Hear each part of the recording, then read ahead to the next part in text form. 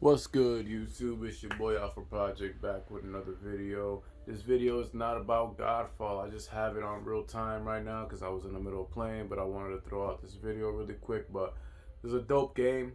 It shows off a lot of colors, which is great with the Sony X900H. Like Sony does a great job with showing vivid colors. But besides that, let's go straight into the video. The reason I want to pump this video out really quickly is because I'm getting a lot of questions, a lot of comments in all my videos asking me what's the best TV and comparing this TV with that TV.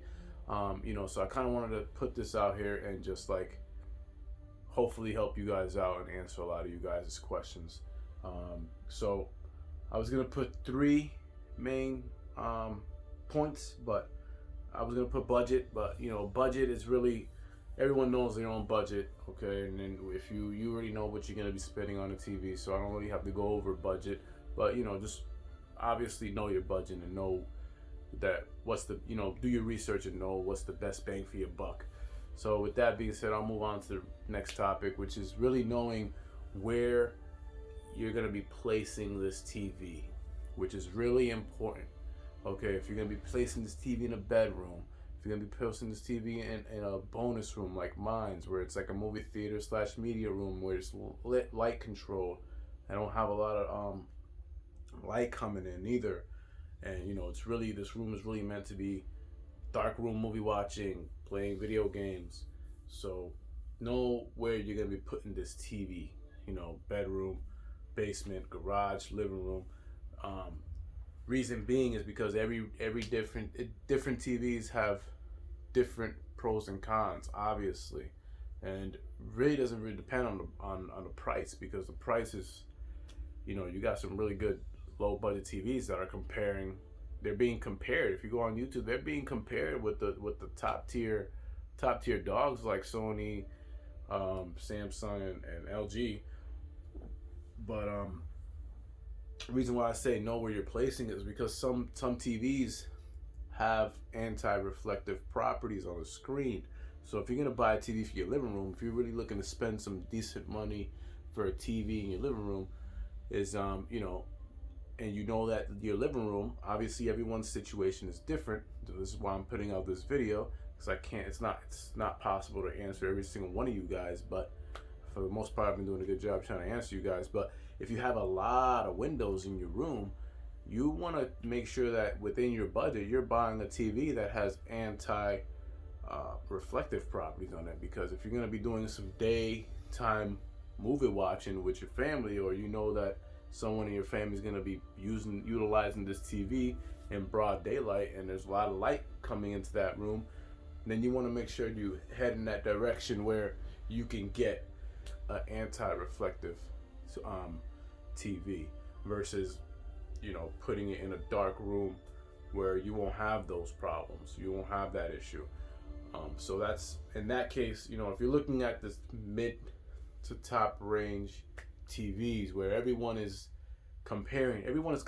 their mother is fucking comparing these TVs: Sony X900H, LG C10, Q80, Q90T, the LG Nano Cell. Everyone is comparing these TVs, and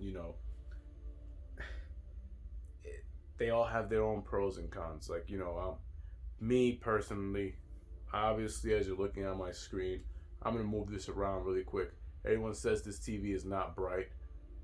This shit is bright. My whole room is lit up right now, and look at the colors. That's where Sony excels. Sony excels in brightness.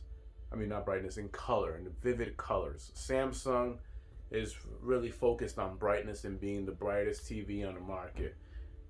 So going back right into the topic, know where you're going to be placing this TV that you're looking to buy or spend some really good money into it, because it's really an investment. A TV is really important in your home, obviously, as we're all looking on YouTube and Googling certain things. But moving on to the last point I want to make is what are you going to be utilizing with this TV? Are you going to be watching a lot of content, movies, movies streaming, Amazon, Netflix, Disney, all that stuff? Or are you going to be doing a lot of gaming? Or are you going to be sitting down watching the news all day? Or if this TV is going to have, you this TV is gonna have CNN on all day. You definitely don't want to get an OLED because OLEDs are the worst to get for news watching. You know what I mean? It's a lot of static imaging. You don't want to get an OLED TV if you're going to be doing a lot of static imaging, guys. I think that OLED, you know, OLED has a beautiful picture. You know, it has a beautiful picture, and everyone says, you know, once you go OLED, you're not going to go back. Yeah, you're not going to go back, but your ass is going to be definitely going back to the store, returning that shit 2 to 5 years from then, because you have a lot of image retention, a lot of burn-in. You know, because it's organic materials in an OLED. It's individual diodes that are working. So organic dies. You know, that's why it's called organic. Things die, right? So LED, as a versing LED, it's individual lights. You know, so really depends on what you're gonna be doing on the TV, guys. You know, OLED. I don't recommend OLED if you're gonna be gaming. If you're gonna be doing a mixture of gaming and movie watching. And, you know, for example, this game right here, it has HUDs all over the place. I mean, to the left, to the bottom left, to the bottom right. You want these things on your when you're video gaming, right? Because you want to know how much health you have. You want to know how much power on your sword you have, or whatever your case may be. If you're playing Madden or you're playing FIFA, you want to know your score, right?